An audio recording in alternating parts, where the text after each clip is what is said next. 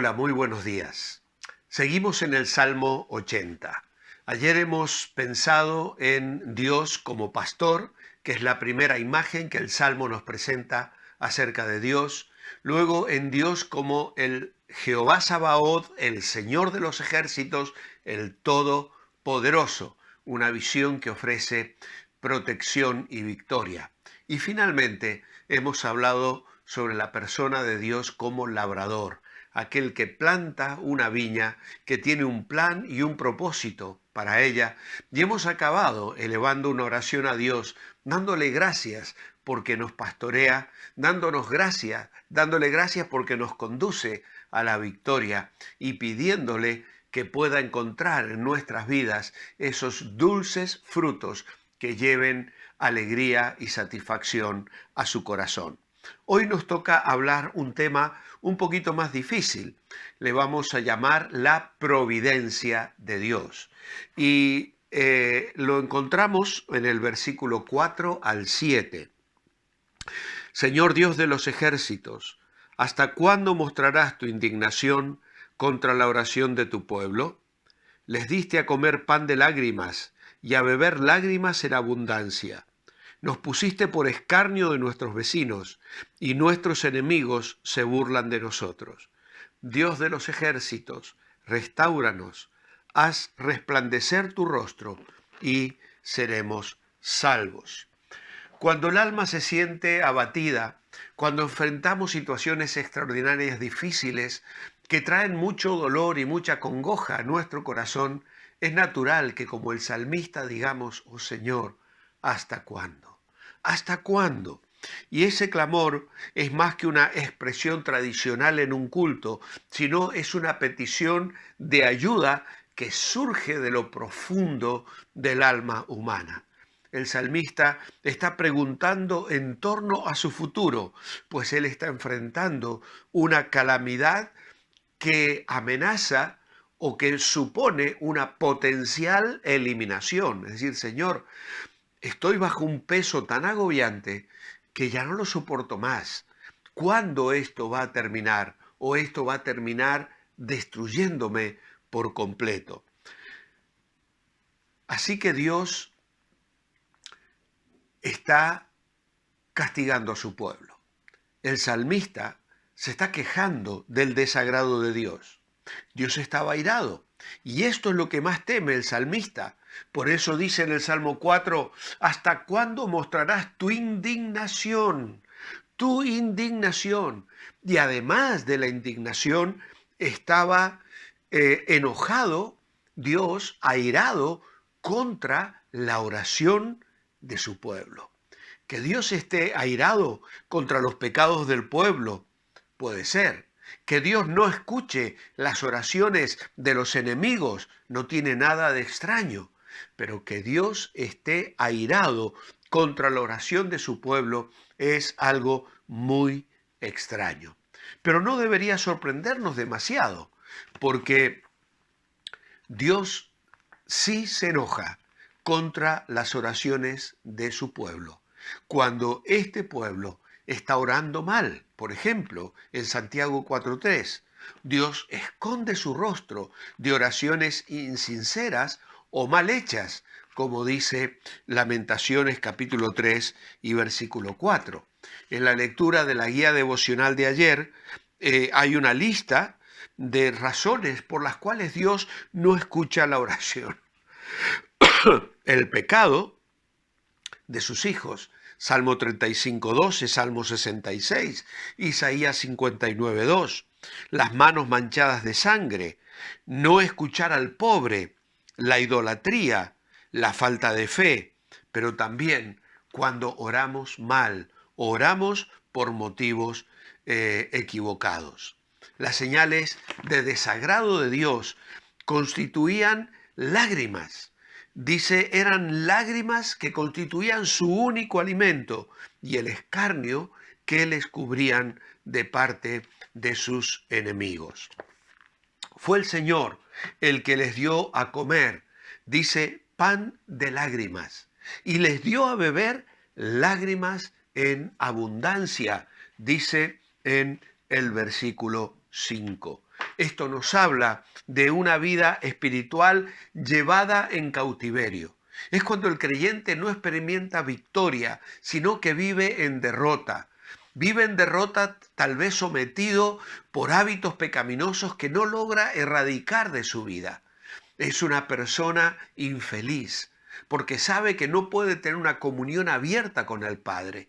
Y además se sabe víctima del enemigo que con sus tentaciones y sus argucias está esclavizándole y privándole de la libertad, del gozo, de la alegría y de la comunión con un Dios que le ama y que quiere lo mejor para él.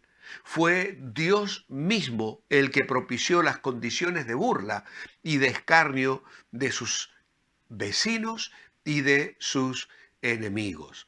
¿Hasta cuándo? La pregunta del salmista es, Señor, ¿habrá un futuro para nosotros?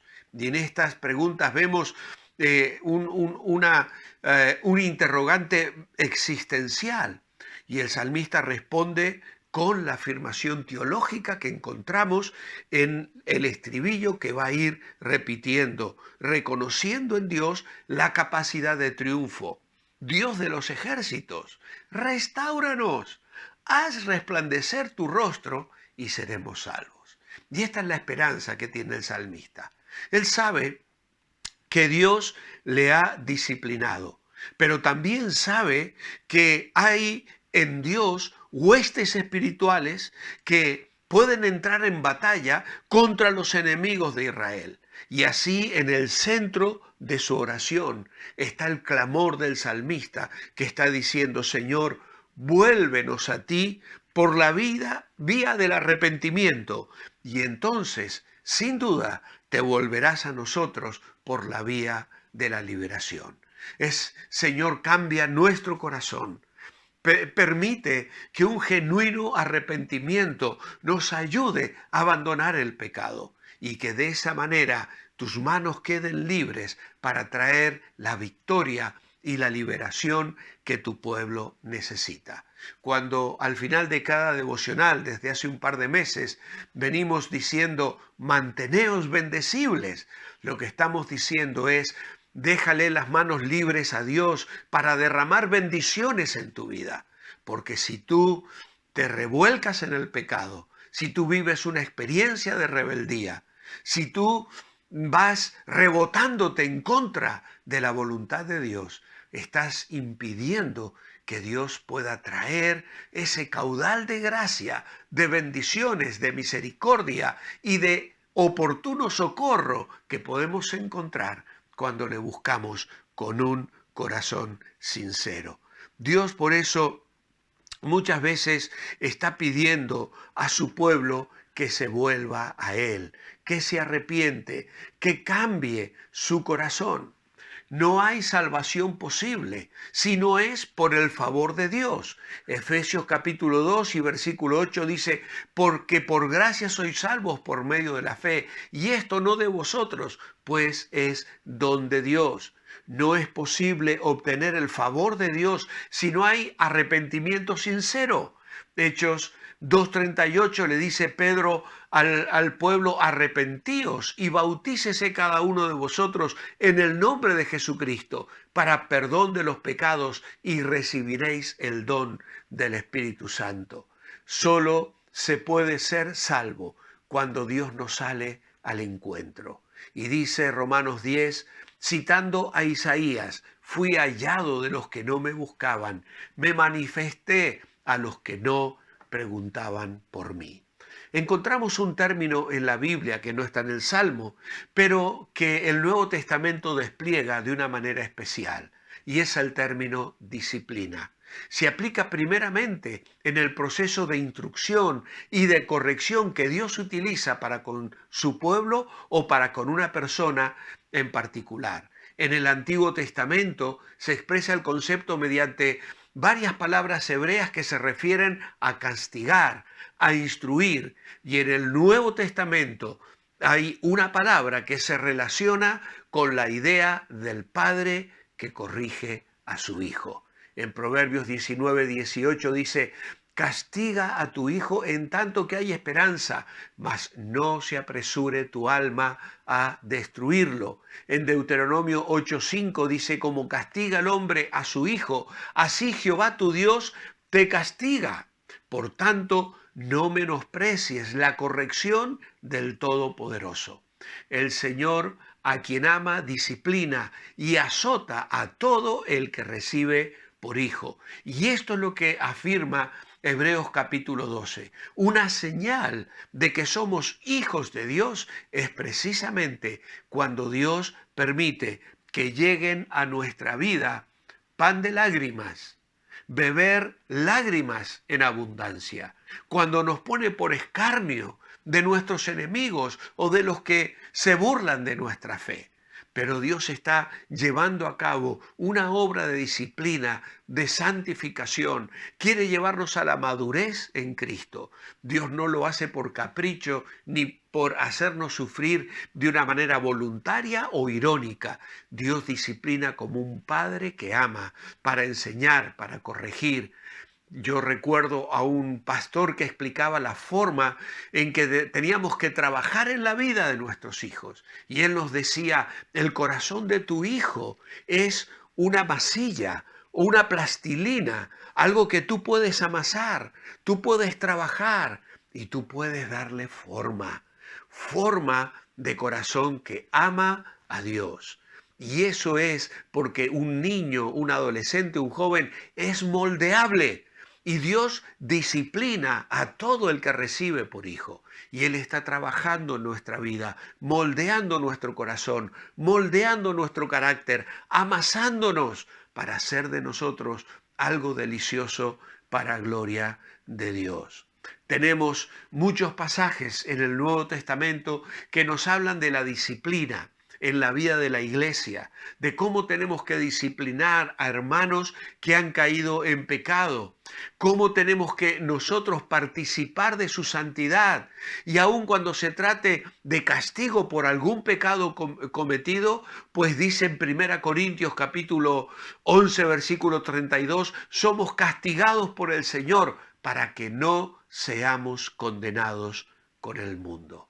Hay en el corazón de Dios un anhelo de bendecirnos, de sacarnos adelante, de llevarnos de triunfo en triunfo, pero a veces permite la disciplina en nuestra vida, la corrección que necesitamos para vivir en santidad.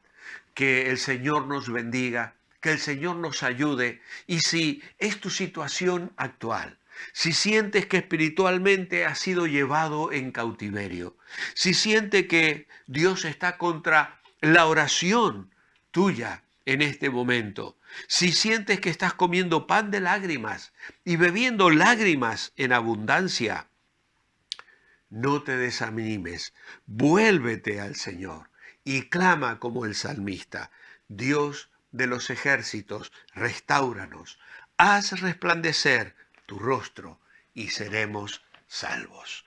Mi oración escrita esta mañana es, amado Padre, gracias porque miras nuestras vidas siempre, en ocasiones para corregirnos con amor, que sepamos responder, aprender y cambiar todo aquello que estorba nuestro crecimiento espiritual.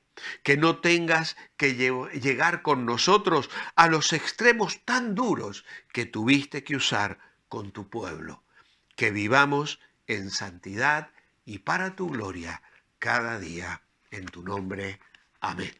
Amados hermanos, que el Señor os bendiga y que la luz del Señor pueda resplandecer abiertamente sobre vuestras vidas y sobre la mía, porque hoy nos mantenemos bendecibles.